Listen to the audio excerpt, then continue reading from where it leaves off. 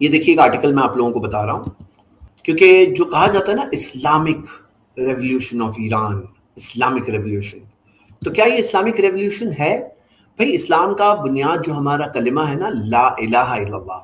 اب دیکھیے، آپ یہ دیکھیے، Iran's useful business of tombs and shrines, جو درگاہیں جتنی بڑی بڑی عالیشان اسٹیٹ بلٹ درگاہیں آپ کو ایران میں ملے گی، وہ شاید آپ کو دنیا بھر میں کہیں نہیں ملے گی۔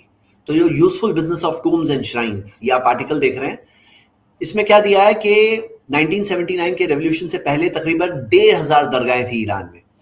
ابھی یہ 2016 کی رپورٹ ہے، 10,500 سے زیادہ درگاہیں ہیں بڑی بڑی، ہاں، اور ہر سال تقریباً 300 بڑی درگاہیں اور بن جاتی ہیں۔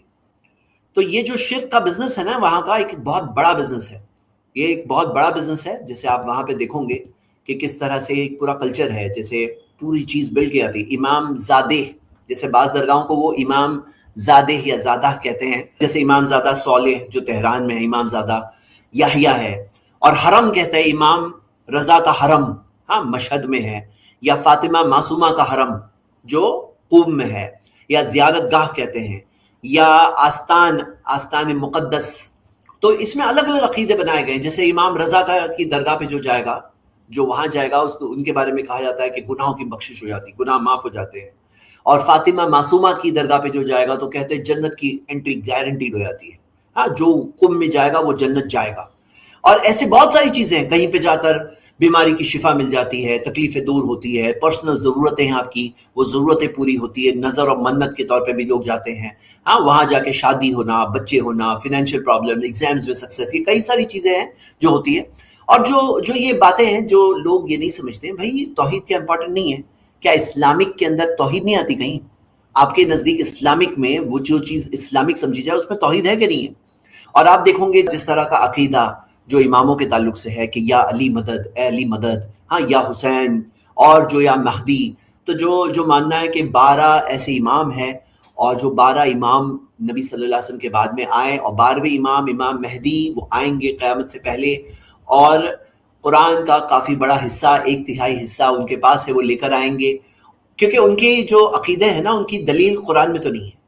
تو اب آپ کیا کہیں گے؟ تو وہ یہی کہیں گے نہیں، قرآن کا کچھ حصہ ہے جو باقی ہے، وہ کہیں اور ہے، وہ آئے گا، تاکہ جس میں ہماری دلیلیں ملے گی آپ کو۔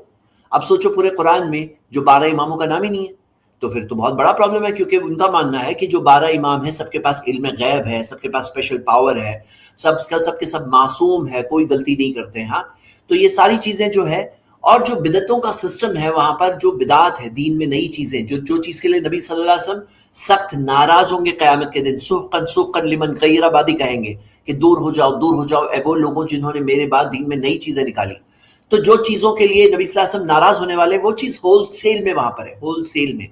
تو جس طرح سے عاشورہ کے اندر کتنی ساری بدعات، یعنی جو دین 1400 سال پہلے آ گیا، جو محفوظ دین ہے، جس میں کوئی رد و بدل نہیں ہو سکتا، اس میں اتنا سارا اضافہ، یعنی اتنا سارا اضافہ کہ یہاں تک کہ اپنے آپ کو مار رہے ہیں، الگ الگ طرح سے ماتم کر رہے ہیں، ہم نہ تھے آئے حسین، جسے یہاں والے کہتے ہیں، وہاں پہ بھی یعنی جو لوگوں کا ماننا ہے عاشورہ کا، اور کئی ساری جو چیزیں ہیں، یہ کیا ہے؟ یہ اسلامک ریولیوشن ہوا یہ؟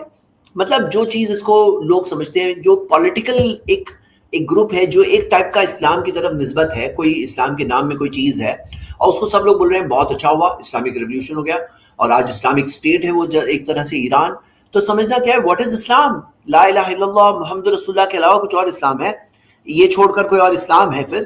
تو یہ کیا ہے معاملہ؟ یہ کیا چل رہا ہے؟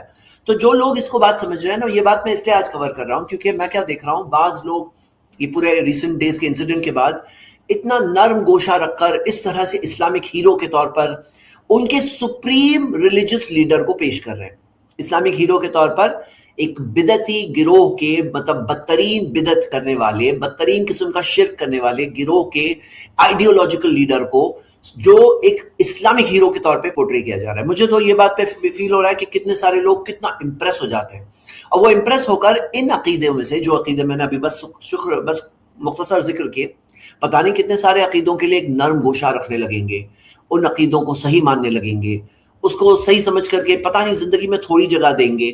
یہاں سمجھنے والی بات ہے کہ کیا ہو رہا ہے۔ ہمیں سمجھنا چاہیے دین اسلام محفوظ ہے کہ نہیں ہے، قرآن اللہ کی کتاب ہے کہ نہیں ہے؟ جب اللہ کی کتاب قرآن ہے، دین اسلام محفوظ ہے، تو یہ سب چیزوں کو ہمیں غلط سمجھنا چاہیے، بالکل کلیئرلی غلط سمجھنا چاہیے، اور اپنا علم حاصل کرنا چاہیے، توحید کے ساتھ ہم رہیں، اتباع سنت کے راستے پر چلیں، اللہ کی مدد آئے گی، اللہ تعالیٰ تمہاری حفاظت کرے گا، اللہ تمہیں عزت دے گا، اللہ تعالیٰ تمہیں دنیا کی نعمتیں دے گا، آخرت کی کامیابی دے گا۔ تو یہ ساری باتوں کو سمجھنا بہت ضروری ہے، ایک بہت بڑا فراڈ ہو رہا ہے یہ ساری چیزیں۔ جی میں اپنے کچھ باتیں پیش کیا میں نے۔